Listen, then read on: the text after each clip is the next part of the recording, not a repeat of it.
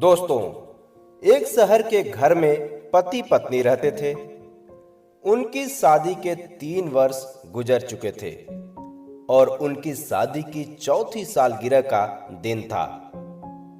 उस दिन पति पत्नी दोनों एक दूसरे से बहुत नाराज थे। कुछ देर पहले ही दोनों में किसी बात को लेकर बहस हो गई थी और ये नाराजगी उसी बहस के कारण थी।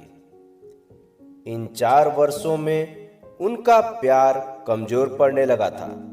अब प्यार की जगह एक दूसरे की शिकायतों ने ले ली थी।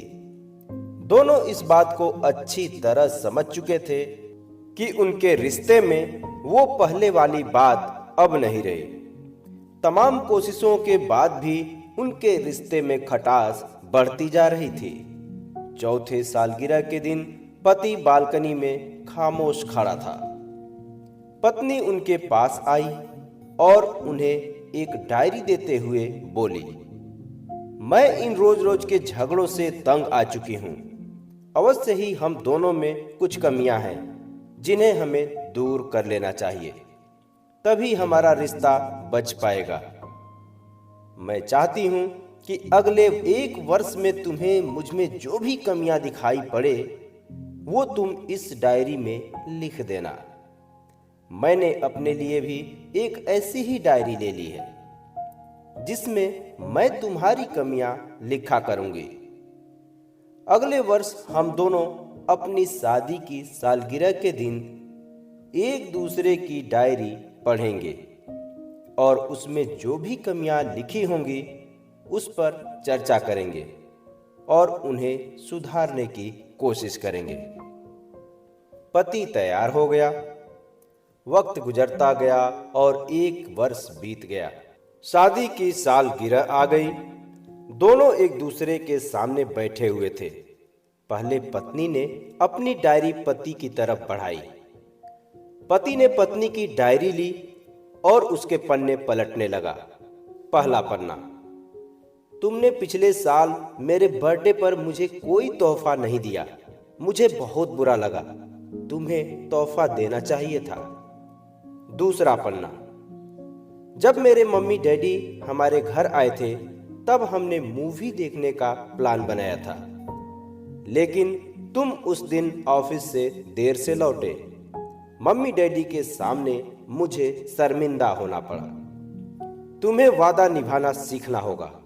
तीसरा पन्ना, मैंने तुम्हारे लिए इतनी मेहनत से स्वेटर बुना था, लेकिन तुमने तारीफ के 2 शब्द भी नहीं कहे। क्या मैं इस काबिल भी नहीं? इसी तरह डायरी के सारे पन्ने भरे हुए थे। पति ने जब डायरी पढ़ ली तब पत्नी बोली, मुझे लगता है कि अब तुम ये गलतियां नहीं करोगे। पति ने सिर हिलाते हुए हाँ का इशारा किया। अब पत्नी ने पति की डायरी ली और पन्ने पलटने लगी। पहला पन्ना खाली था। दूसरा पन्ना भी खाली था। तीसरा पन्ना भी खाली था। पत्नी ने देखा कि डायरी के सारे पन्ने खाली हैं। वह नाराज होते हुए बोली, तुम मेरी एक बात भी नहीं मान सकते। मैंने साल भर कितनी मेहनत से पूरी डायरी लिखी और तुम एक पन्ना भी नहीं लिख सके। पति ने कहा, आखिरी पन्ना खोलो, उस पर मैंने सब लिख दिया है। पत्नी ने आखिरी पन्ना खोला और पढ़ने लगी। उसमें लिखा था, डियर, चाहे तुमसे जितनी शिकायतें करूं, तुमसे जितनी बहस करूं, पर सच तो यह है कि मैं तुम्हारा दिल से आभारी हूं, क्योंकि इतने सालों में तुमने मुझे और मेरे परिवार को बहुत प्यार दिया है। इसलिए इस डायरी में लिखने के लिए मेरे पास कुछ भी नहीं है। ऐसा नहीं है कि तुम में कोई कमियां नहीं हैं, लेकिन तुम्हारे प्यार, समर्पण और त्याग के सामने वो सारी कमियां कुछ भी नहीं हैं।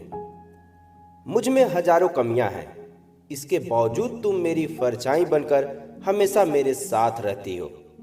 भला अपनी परछाई की भी कोई कमी निकालता है?